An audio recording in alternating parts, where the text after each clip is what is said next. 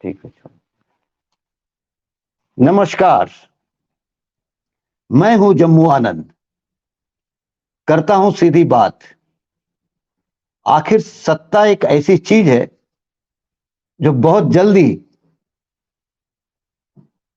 किसी के दिमाग में घुस जाए, सत्ता का नशा अगर छा जाए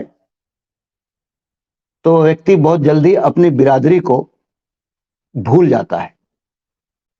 सत्ता का नशा एक ऐसा चीज है जो एक बार दिमाग में घुस जाए तो नैतिकता का ज्ञान और पढ़ाना शुरू करता है। सत्ता का नशा कुछ एक ऐसी चीज है कि जो एक बार दिमाग में घुस जाए तब अन्याय और अत्याचार के खिलाफ आवाज उठाना शिष्टाचार के दायरे में आ जाता है। सत्ता का नशा कुछ ऐसा होता है कि बहुत जल्द देश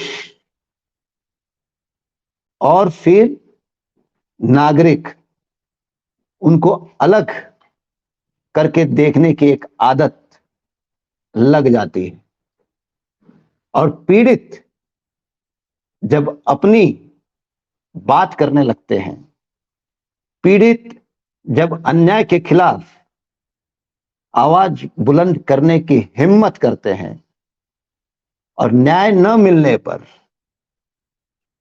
सड़क पर उतर आते हैं, तो सत्ता का नशा जिनके दिमाग में घुस जाता है, फिर उनको ऐसा लगता है कि देश बदनाम हो रहा है। ये मैं इसलिए कह रहा हूं कि इस देश के अंदर ऐसे बेटियां, पहलवान बेटियां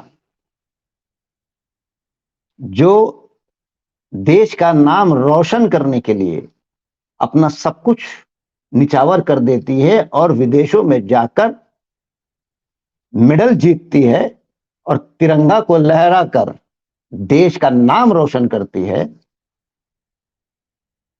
ऐसा आरोप जो आरोप अगर किसी के घर में भी अगर लग जाए तो उन आरोपों की दखल लेनी चाहिए। महिला कुश्तीगार, विमेन रेसलर्स ने आरोप लगाया है कि उनके साथ रेसलिंग फेडरेशन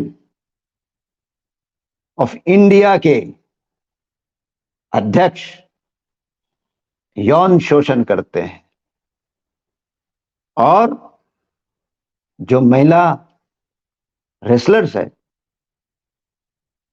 उनके ऊपर दबाव डालते हैं।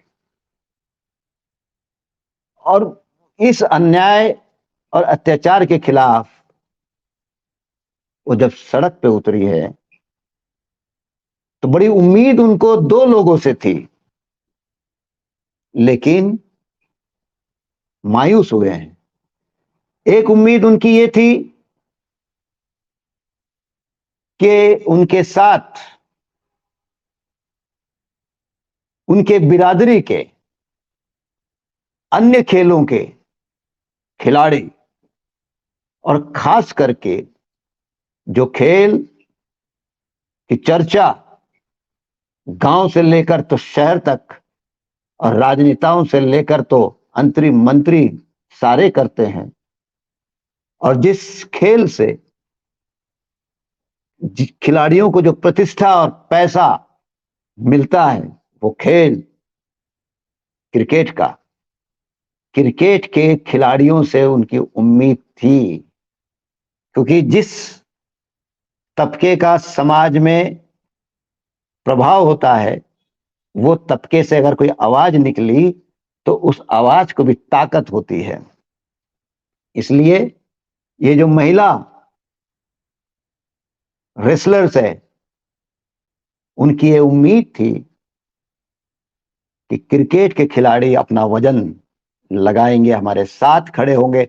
नहीं भी अगर खड़े होंगे तो कम से कम ये चिंता प्रकट करेंगे कि इस देश में अगर महिला, बेटियां, रेसलर्स अगर जंतर मंतर के सड़क पर सोने के लिए, अपनी आवाज को बुलंद करने के लिए, अपने ऊपर होने वाले अन्याय के खिलाफ कार्रवाई के लिए अगर उन्हें रोड के किनारे सोना पड़ता हो तो ये चिंता का, बहुत शर्म की बात है, चिंता की बात है। इतना तो भी कहेंगे, कम से कम उन खिलाड़ियों से उनकी उम्मीद थी जिन्हें आज क्रिकेट खेलना नहीं है, जिन्हें आज इंडिया के टीम में आने का सवाल नहीं है, जिनका कोई बीसीसीआई जो है या सिलेक्शन कमेटी क्रिकेट बोर्ड के अंदर की, उनके सामने उनको जाना नहीं है। ऐसे जो निवृत्त हुए खिलाड़ी है उनसे जरूर उनकी उम्मीद थी, क्योंकि उन्होंने इस बात का जिक्र किया है कि जब अमेरिका में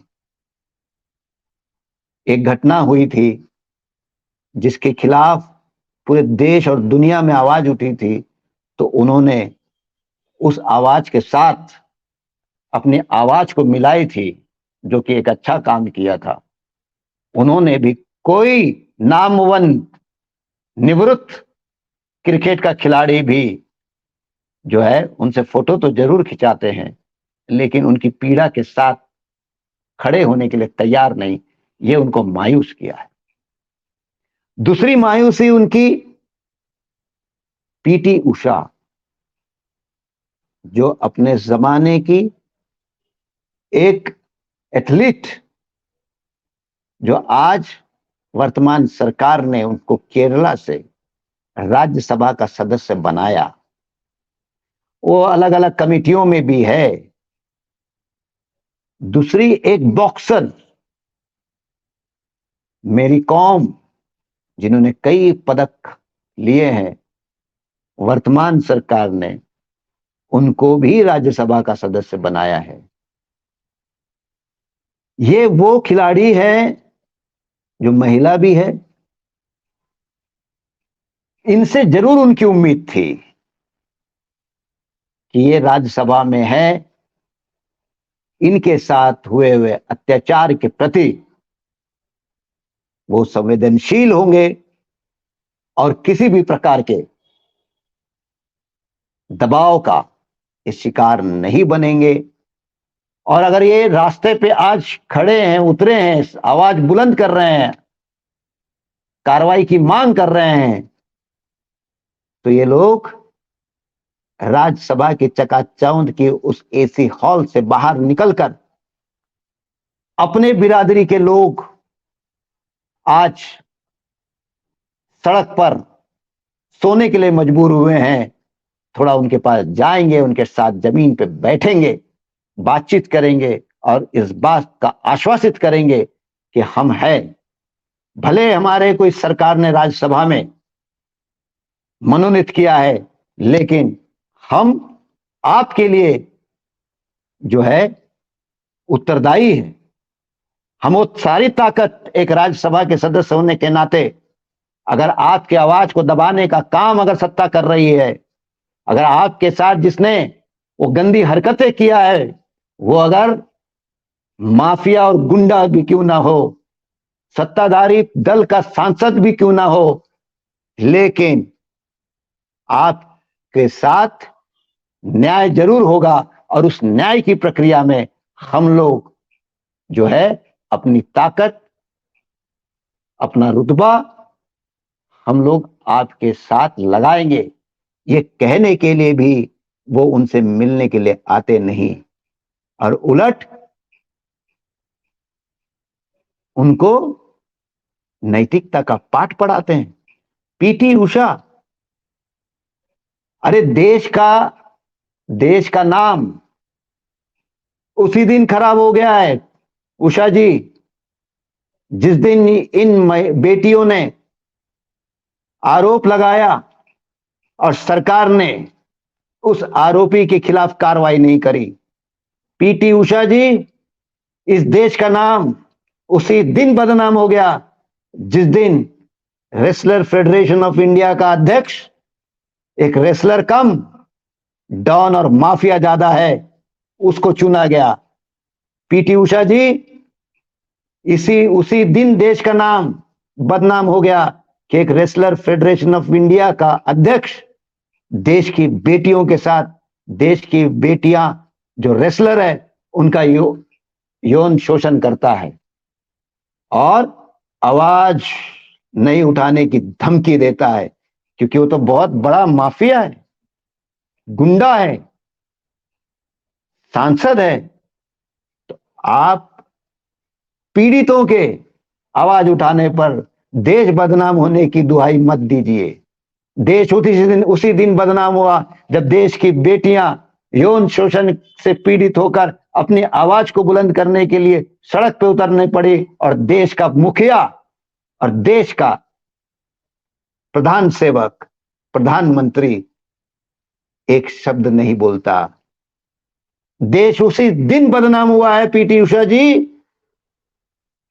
कि देश की सत्ता जिसके ऊपर आरोप लगाई है देश की बेटियों ने, उस सत्ता उसको सांसद के पद से उसका इस्तीफा नहीं ली।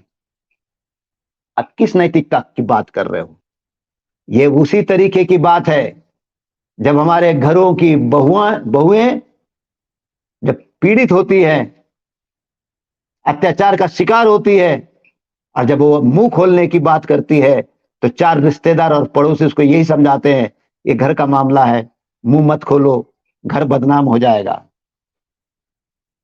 सवाल इस बात का है, जो घर अपने घर की बहुओं की इज्जत नहीं करना चाहता है, जो घर अपनी बहुओं के साथ अत्याचार करते हैं, उन घरों की इज्जत और बेइज्जती की बात ही कहां से आई? वो उसी दिन बेइज्जत हो गए कि जिस दिन अपने घरों के अंदर बहुओं को दहेज के नाम पर जला देते हैं। तो इसके लिए जब पीड़ित आवाज उठाते हैं तो उनको चुप करने का आखिरी का रास्ता यही है कि देश बदनाम हो रहा है। देश पीड़ितों से बदनाम नहीं हो रहा है, देश बेटियों के आवाज बुलंद करने से नहीं हो रहा है, देश बदनाम हो रहा है कि रेसलर फेडरेशन ऑफ इंडिया के अध्यक्ष ये एक माफिया है, एक गुंडे है और बेटियों का यौन शोषण करते हैं। ऐसे लोगों को जब उच्च पदस्थ स्थानों पे लेके जाते हैं तो उसी दिन देश बदनाम होता है। इसलिए नैतिकता की दुहाई आवाज बुलंद करने वालों को ना दिया जाए। आवाज बुलंद करने वालों के साथ खड़े होने की हिम्मत दिखाओ कि जिन्होंने अपनी पूरे करियर को दांव पे लगाकर एक ऐसी बंद कमरे की गुठन को उन्होंने बाहर कर दिया है और देश को बताया है कि इस देश के अंदर रेसलिंग फेडरेशन के अंदर बेटियां आपकी सुरक्षित नहीं है। ये वो बेटियां हैं जो देश का नाम आगे बढ़ाती है, ये वो बेटियां हैं जो तिरंगे का शान बढ़ाती है, लेकिन बंद कमरे के अंदर इनके साथ जो व्यवहार होता है वो पीड़ा जो है वो देश के सामने लाने से देश की आंखें खुलती है, देश बदनाम नहीं होता है। समाज की आंखें खुलती है, समाज बदनाम नहीं होता है। समाज और देश तब बदनाम होता है जब पीड़ित बेटियों के साथ न्याय नहीं होता है। आज के लिए बस इतना ही, कल फिर किसी नए मुद्दे के साथ मिलेंगे। धन्यवाद।